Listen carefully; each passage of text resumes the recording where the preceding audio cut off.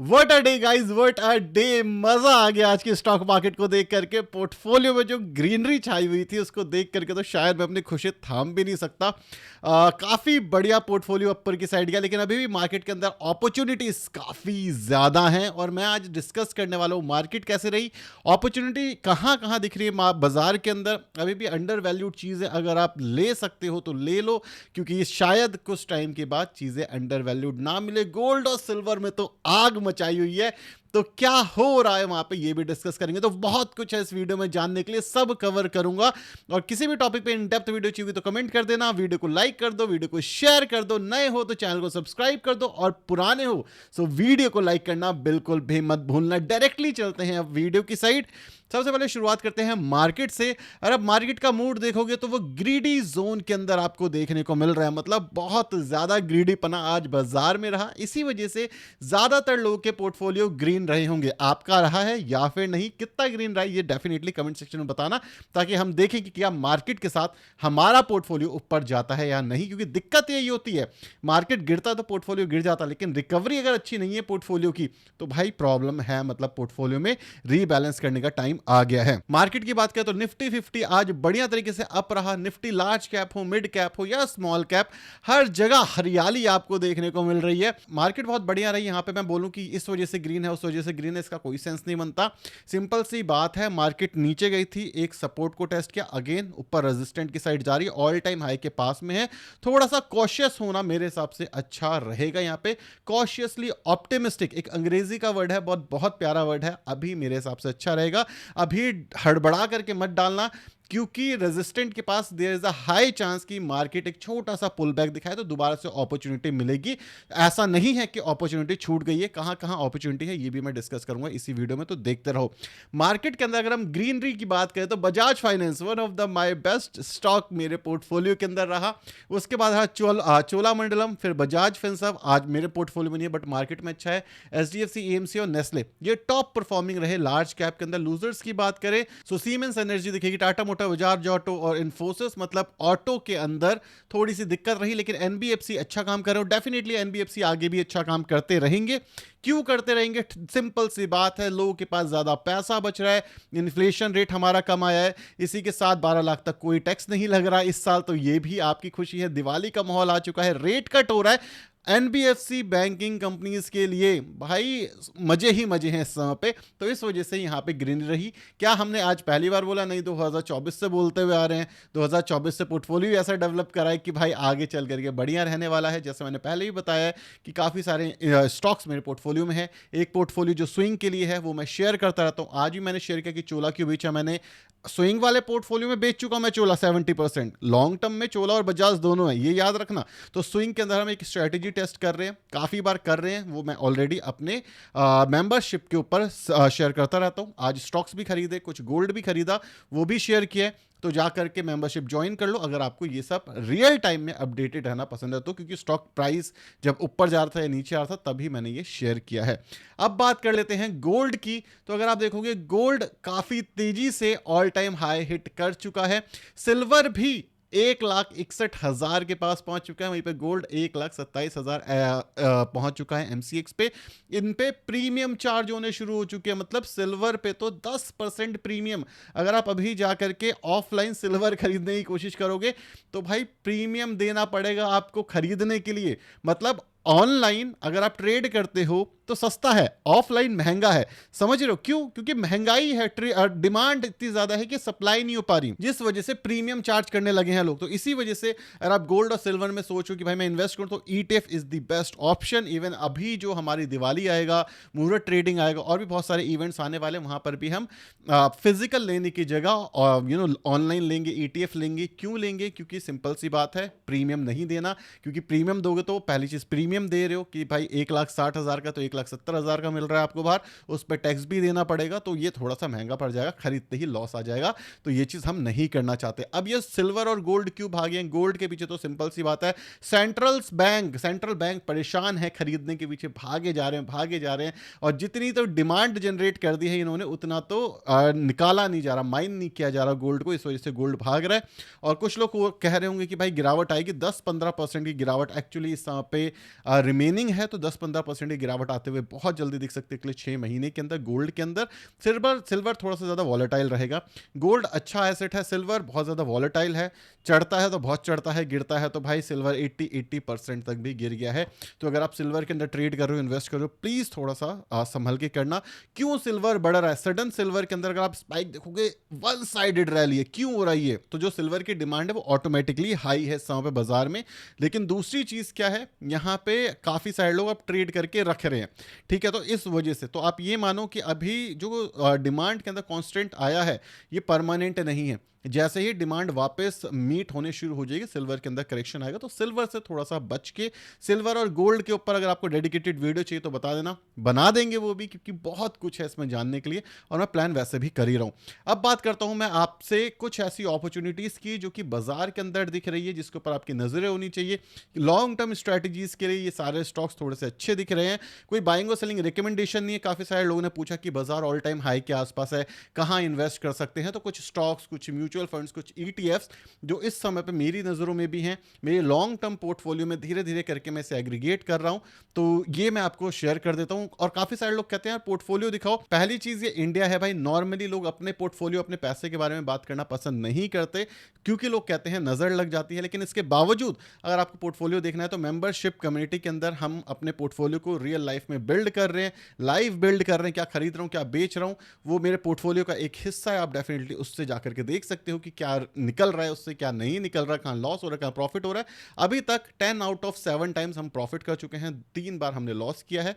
ये लाइव आपको दिख रहा है। तो अगर आप चाहो कि पोर्टफोलियो कैसे बिल्ड करते हैं लाइव, तो आप वहां पे जाकर के देख सकते हो। अब बात करते हैं कुछ स्टॉक्स की।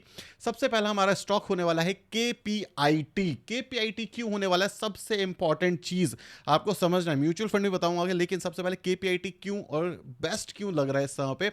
सबसे पहली चीज, KPIT में क्या दिक्कत है? KPIT लास्ट 10 सालों के अंदर अगर हम देखें तो सबसे ज्यादा गिरा है। जब ये लिस्ट हुआ था 2019 में, उसके बाद से सबसे ज्यादा गिरा है। अभी तक करीब करीब 40% का करेक्शन आ चुका है, और 40% का करेक्शन अभी डाउन ट्रेंड में ये स्टॉक जो है चल रहा है। लेकिन बेस्ट चीज क्या है, जो वैल्यूएशंस हैं इस कंपनी की, वो अपने ऑल टाइम लो के आसपास आ रही है। मतलब मीडियन PE सिंस इंसेप्शन, जब से ये स्टॉक लिस्ट हुआ है तब मीडियन PE 51 का था, अभी 39 का है। मतलब ओवर सोल्ड जोन के अंदर आ चुका है।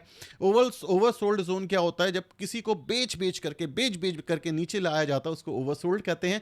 जब कंपनी लगातार ऊपर जाती है उसे ओवर बॉट जोन कहा जाता है। तो ओवर सोल्ड जोन के अंदर आ चुका है। तो अगर कोई 4-5 साल 10 साल के लिए कोई स्टॉक इन्वेस्ट करना चाहता है अच्छी क्वालिटी का, बढ़िया क्वालिटी का, सो KPIT डेफिनेटली आपकी नजरों में होना चाहिए। क्योंकि KPIT की अगर मैं फंडामेंटल्स की बात करूं तो फंडामेंटली ये कंपनी काफी ज्यादा सॉलिड दिख रही है। जो मैनेजमेंट है उसने फ्यूचर प्रोजेक्शंस भी अच्छे दिए हैं। मैं इसलिए नहीं कह रहा क्योंकि मेरा कोई बेनिफिट है, अच्छा है, नहीं। लोगों ने अंडर वैल्यूड स्टॉक्स पूछे कौन से हैं, सो ये one of the main under valued stocks है जो अच्छी ग्रोथ के साथ आ रहा है। तो आप इस तरीके से कंसिडर कर सकते हो। कोई बाइंग और सेलिंग रिकमेंडेशन नहीं है, बार बार मैं इसलिए कह रहा हूं क्योंकि अगर आप खरीदते हो तो भाई स्टॉक के अंदर गिरावट आएगी, ये आप मान करके चलो।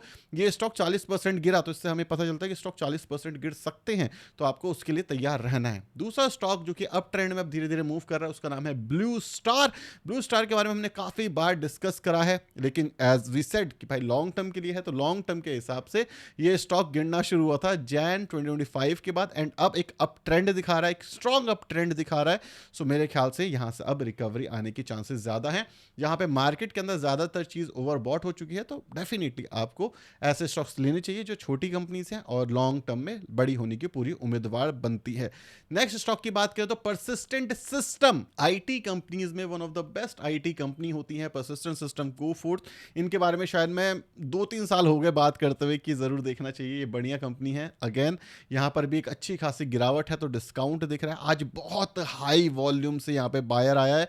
ये कोई भी इंडिविजुअल बायर नहीं हो सकता, यहाँ पे कोई बड़ा कैटलिस्ट है जो कि इसके अंदर पोजीशन बिल्ड कर रहा है। क्योंकि आप ये जो वॉल्यूम देख रहे हो ना, ग्रीन वाला डंडा, ये जो वॉल्यूम है, ये कोई भी नॉर्मल इन्वेस्टर वॉल्यूम नहीं जनरेट कर सकता। देखो यहाँ पे जब वॉल्यूम आया था तो गिरावट आई थी, और यहाँ पे जब वॉल्यूम आया तो एक बड़ा बायर है इसके अंदर।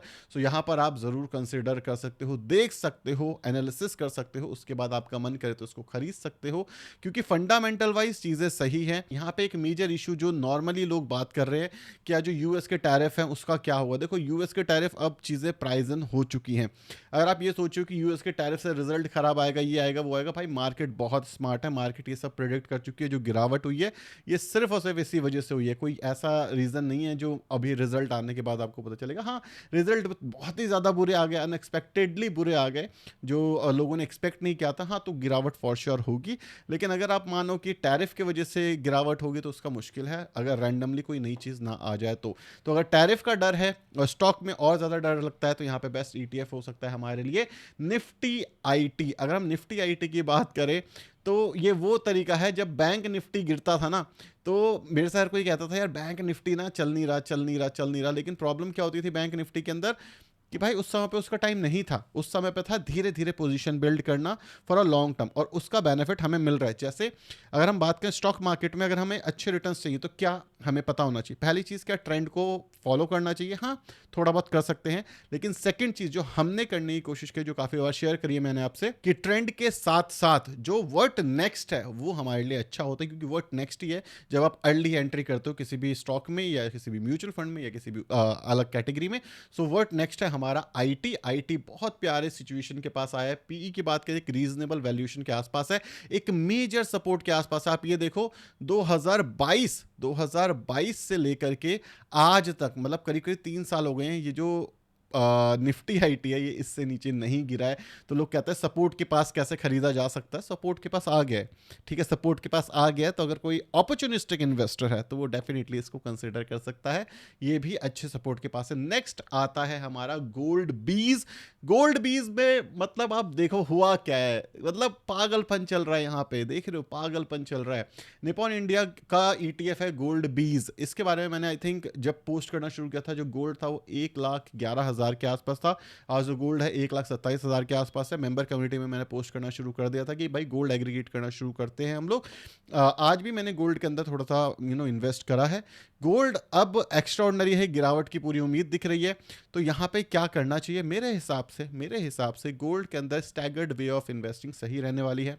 गोल्ड आपके पोर्टफोलियो का हिस्सा होना चाहिए।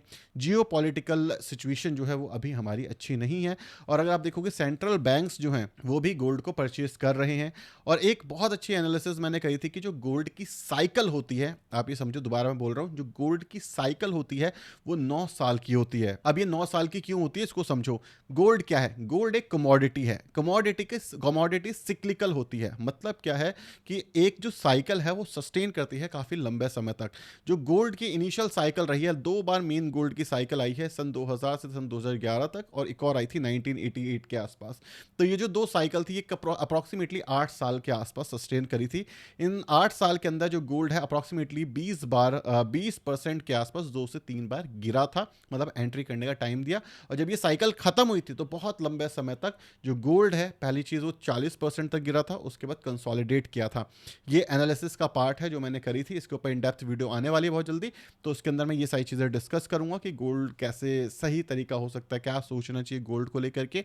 तो गोल्ड एक बहुत अच्छा एसेट है। इस समय पे गोल्ड की डिमांड बढ़ रही है। साइकिल के हम कह सकते हैं बहुत अर्ली स्टेज पे नहीं है, लेकिन मीडियम स्टेज पे है साइकिल जो हमारी चल रही है। 1,11,000 से हमने परचेज करना शुरू किया था गोल्ड, जब 1,11,000 पे था उसका ईटीएफ, तब से लेकर के हम आज स्लोली स्टेडली परचेज कर रहे हैं। कोई रश नहीं है, कोई फोमो नहीं है, क्योंकि फोमो होता तो हम सिल्वर में इन्वेस्ट करते। सिल्वर तो कल 7% चढ़ा था, 7% एक दिन में, समझ रहे हो पागलपन सिल्वर के अंदर क्यों चढ़ गया था? क्योंकि डिमांड कांस्टेंट हो गई थी। फिजिकल डिमांड है, डिमांड ही नहीं है, फुलफिल नहीं हो पा रहा। तो डिमांड कम है, डिमांड बहुत हाई है और सप्लाई कम है, तो सिल्वर एक्स्ट्राऑर्डिनरी तरीके से बढ़ गया था।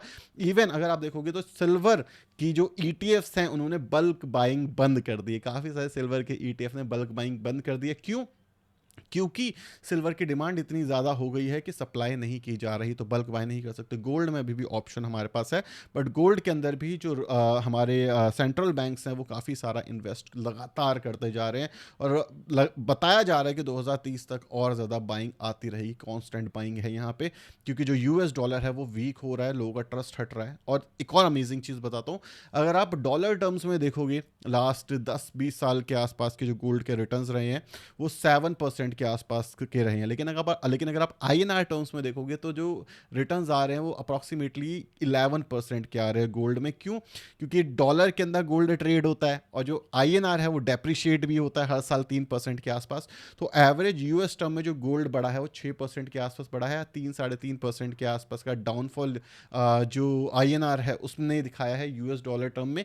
तो इस तरीके से अगर हम कैलकुलेट करेंगे तो भाई जो गोल्ड है उसने काफ़ी अच्छी अप्रिसिएशन दी है ये जो मेजर रैली आई है इसके बाद। सो जो गोल्ड है वो आपके पोर्टफोलियो का एक हिस्सा डेफिनेटली होना चाहिए। बट यस, मैं ये बोलूँगा अल्ट्रा लॉन्ग टर्म के लिए आपको डेफिनेटली देखना चाहिए। शॉर्ट टर्म पर्सपेक्टिव से जो गोल्ड का टारगेट काफ़ी सारे लोग दे रहे हैं वो 1.5 लाख से लेकर के 3 लाख के बीच में दे रहे हैं। और जिस हिसाब से डिमांड है लगता नहीं कि गोल्ड बहुत जल्दी रुकने वाला है, साइकिल के मिड में है। There is a high chance कि हम ऊपर की साइड ही मूव करेंगे एटलीस्ट फॉर सम टाइम। हाँ, डेफिनेटली करेक्शन आएगा, बिल्कुल 20% का करेक्शन उम्मीद में लगा रखा है कि 20% के आसपास का करेक्शन आएगा। ये करेक्शन हेल्दी करेक्शन होगा, करेक्शन ज़रूरी है। करेक्शन से एक बबल फॉर्म नहीं होता, अगर बबल फॉर्म होगा तो चीज़ें खराब हो जाएंगी। अब एक और क्वेश्चन जो गोल्ड को लेकर के काफी सारे लोगों के दिल के अंदर होता है, गोल्ड और सिल्वर को लेकर के को रिलेशन क्या है? गोल्ड और सिल्वर में हाई को रिलेशन है, मतलब गोल्ड चढ़ता है तो सिल्वर चढ़ता है, गोल्ड गिरता है तो सिल्वर गिरता है। ये देखा गया है पास्ट हिस्ट्री के अंदर। अगेन जो डिटेल वीडियो आएगी उसके अंदर मैं ये चीज कवर भी करने वाला हूं। सो नेट काफी अमेजिंग मार्केट रही हमारी, काफी अमेजिंग डे रहा हमारा, काफी अमेजिंग पोर्टफोलियो में अप मूव देखने को मिला। आपका दिन कैसा रहा? आपका पोर्टफोलियो कैसा रहा? आपको ये अपॉर्चुनिटीज अच्छी लगी या आपके माइंड में कोई ऐसी अपॉर्चुनिटीज है जो मिस हो गई हैं? तो आप कमेंट सेक्शन में डेफिनेटली बता सकते हो, हम भी उस पर एनालिसिस करेंगे और बाकी सारे लोग भी उससे कुछ सीखेंगे। सो नेट ये था आज की वीडियो के अंदर। वीडियो पसंद आई तो वीडियो को लाइक और चैनल को सब्सक्राइब कर देना। लेकिन ये सारे स्टॉक्स, म्यूचुअल फंड्स, ETFs आपकी नजरों में जरूर होने चाहिए क्योंकि अच्छी ग्रोथ की उम्मीद यहाँ पे लगाई जा रही है एनालिस्ट के द्वारा। डेफिनेटली कोई बाइंग एंड सेलिंग रिकमेंडेशन नहीं है। अपनी एनालिसिस जरूर करना और उसके बाद ही इन्वेस्ट करना अगर आप चाहो तो, या फिर आप अपने एडवाइजर से एडवाइस लेकर के ही इन्वेस्ट करना। ये वीडियो सिर्फ और सिर्फ एजुकेशन पर्पस के लिए थी। Bye bye, signing of.